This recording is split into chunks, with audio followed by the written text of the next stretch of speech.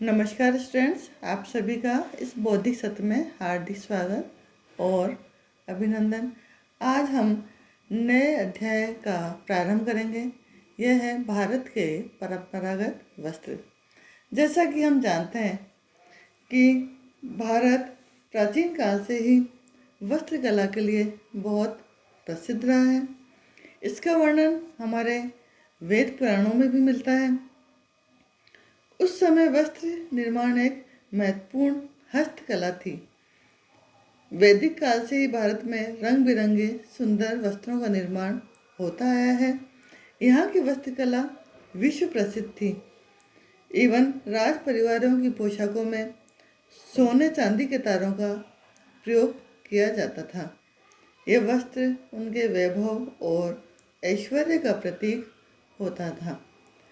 शताब्दियों पूर्व हमारे बुनकरों ने परंपरागत वस्त्रों का निर्माण किया, जिनकी सराहना पूरे विश्व में हुई और आज भी जिनकी मांग पूरी दुनिया में है।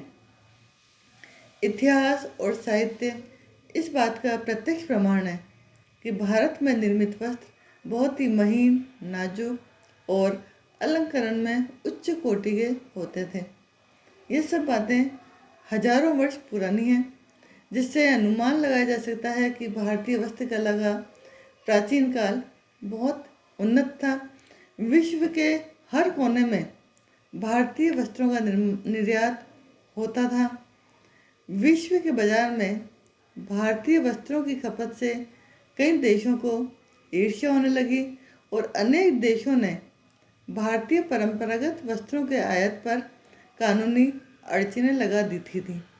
इस प्रकार परतंत्रता के काल में वस्त्र निर्माण के क्षेत्र में भारत के वर्चस्व को कम करने का प्रयास किया गया, लेकिन इन बाधाओं के उपरांत भी भारतीय वस्त्र विश्व में अपनी अलग पहचान बनाए हुए हैं।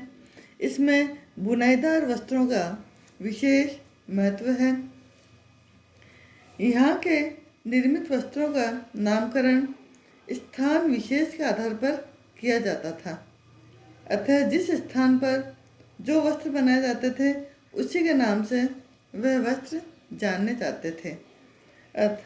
जैसे कालीकट का केलिको, ढाका का मलमल, सिंध का सनादीन, कश्मीर का पश्मीना, सूरत और बनारस का ब्रोकेट, गुजरात का पटोला इत्यादि। आज भी संग्रहालय में वस्त्रकला के उत्कृष्ट नमूने देखने को मिलते हैं। आज आधुनिक समय में सिंथेटिक धागों से वस्त्रों का निर्माण किया जा रहा है, जिससे भारतीय परंपरागत वस्त्रों पर प्रतिकूल प्रभाव पड़ा है। परंपरागत बुनाई कला के स्थान पर पावरलूम और अन्य अत्याधुनिक बुनाई मशीनों का प्रयोग बुनाई के लिए किया जाने लगा। इस मशीन के द्वारा परंपरागत बुनाई की नकल करने का प्रयास किया जा रहा है, परंतु पूर्ण नकल करना संभव नहीं हो रहा। इसी कारण यहाँ के भारतीय परंपरागत वस्त्र अपनी भव्यता और अलौकिक सुंदरता के लिए विश्व भर में अपनी पहचान बनाए हुए हैं।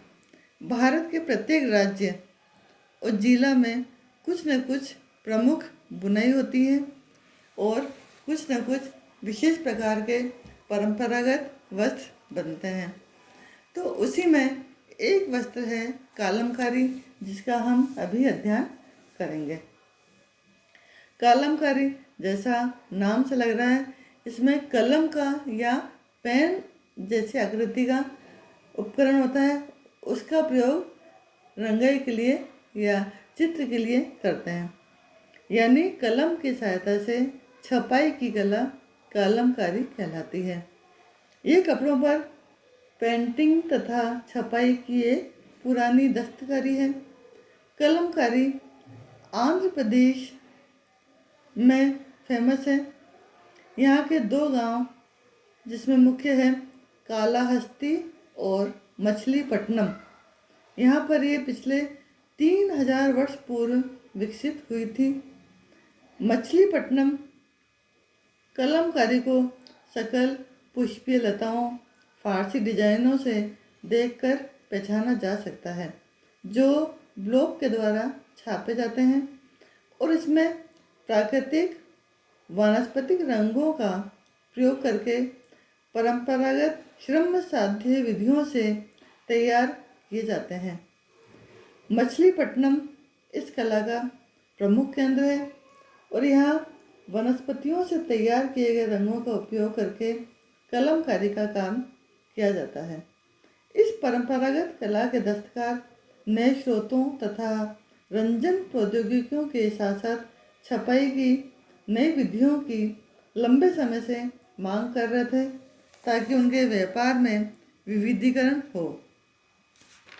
ये बड़े सिले सिलाए वस्त्र उद्योग तक पहुंच सके। दक्षिण भारत के आंध्र प्रदेश में प्रचलित हस्त निर्मित ये चित्रकला सूती कपड़े पर रंगीन ब्लॉक से छाप कर बनाई जाती है। इसमें सब्जियों के रंगों से धार्मिक चित्र बनाए जाते हैं। इसमें सर्वप्रथम वस्त्र को रात भर गाय के गोबर के घोल में डुबोकर रखा जाता है। अगले दिन इसे धूप में सुखाकर दूध और मांड के घोल में डुबोया जाता है। बाद में इसे अच्छी तरह से सुखाकर नरम करने के लिए लकड़ी के दस्ते से कूटा जाता है। फिर इस पर चित्रकारी करने के लिए विभिन्न प्रकार के प्राकृतिक पौधों, पत्तियां, पेड़ों की छाल, तने आदि का प्रयोग किया जाता है। यानी इसमें प्रमुखतः वानस्पतिक रंगों का ही प्रयोग किया जाता है।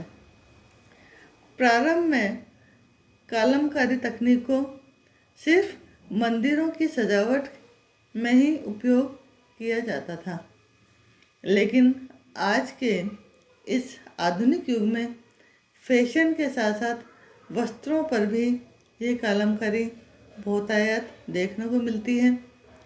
आज के सभी वस्त्रों में जैसे साड़ी, सलवार सूट, दुपट्टा, प्लाजो, डेनिम के बने वस्त्रों पर कलमकारी को देखा जा सकता है और अभी भी कलमकारी कला मछलीपट्टनम और श्रीकालहस्ती में मुख्यतः तैयार की जाती है और पूरे विश्व में यह प्रसिद्ध है।